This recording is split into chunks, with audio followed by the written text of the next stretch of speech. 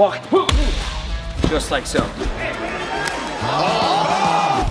What's up, everybody? Welcome back to the channel. Stephen Wonderboy Thompson is back. We got a Technique Tuesday for you guys. Let's get it, baby. What up, everybody? Everybody, what's up, everybody?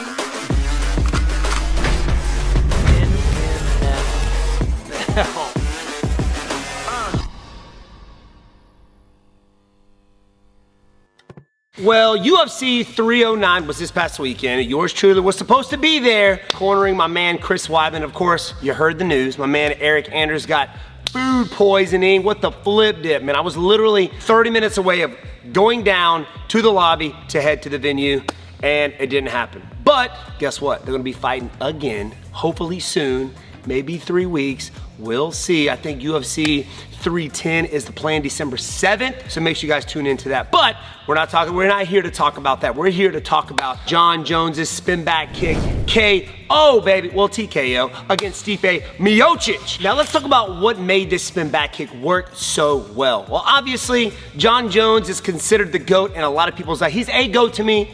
Not the GOAT, but he is a GOAT for sure. I mean, the dude's pretty much undefeated. I think he's had one loss.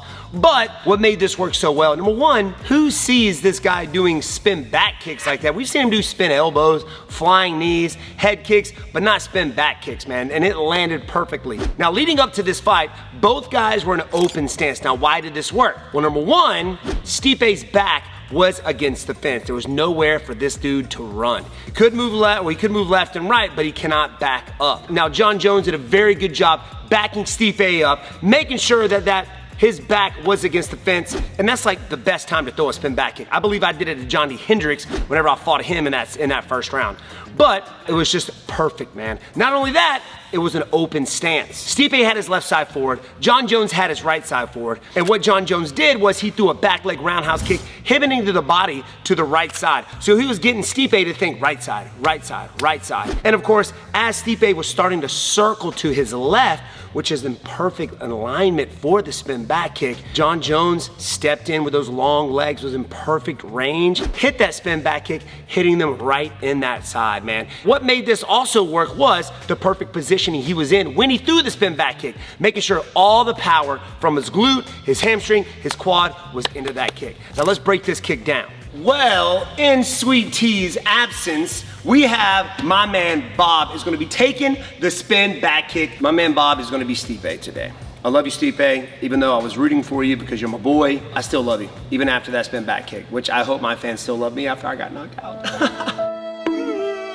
Anyway, the guy's got his left side forward. He's got his back up against the cage. He can't back up. He can only move left or right, and this dude is moving to his left. My right, which is in perfect line to throw the spin back kick. Now, you knew when you go back and watch this fight that Stipe had no idea that this kick was coming, because as soon as Jon Jones ended up throwing the spin back kick, Stipe's arms kind of flared out just like so. And it perfectly fit right up underneath that left arm, hitting him to the body. Now, let's break this kick down just a smidge. Let me back Bob up just a smidget as well.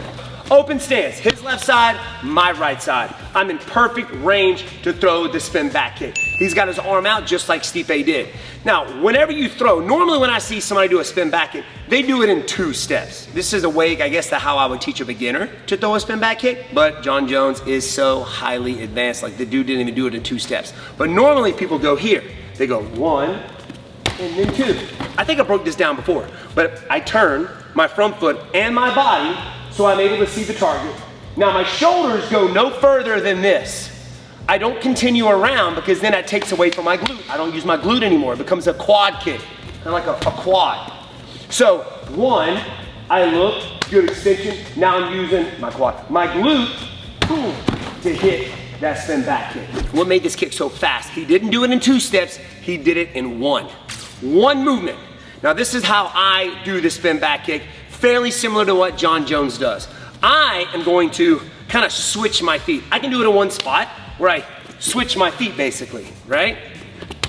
Just like so. But what makes this so advanced for Jon Jones, he closed the gap on it. He was covering distance at the same time he was doing that spin back kick, which is super tough to do and be accurate with the side forward that he had. So he kind of was slowly walking forward. As you notice, he was walking him down, And when he knew he was in range, he wasn't too close. You can end up getting the kick jammed.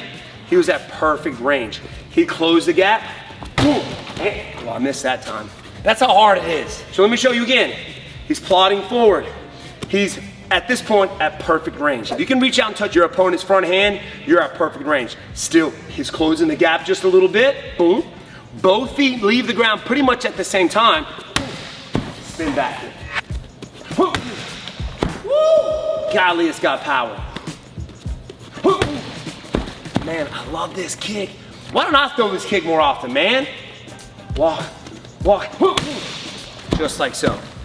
Man, Stipe didn't see it coming. His arms flared out, got the ribs. I wanna know if they're broken. I wonder if that's have been put out there. We'll see. But anyway, spin back kick, y'all. Y'all need to work on this bad boy. You need to work on the spin back kick, practice it so you can pull it off like my man John Jones, okay? I broke it down for you. Now it's up to you to go practice. Thank you for joining me for this Technique Tuesday. John Jones, TKO finish of Stipe Miocic. I love you, Stipe. You're the man. But thank you for joining.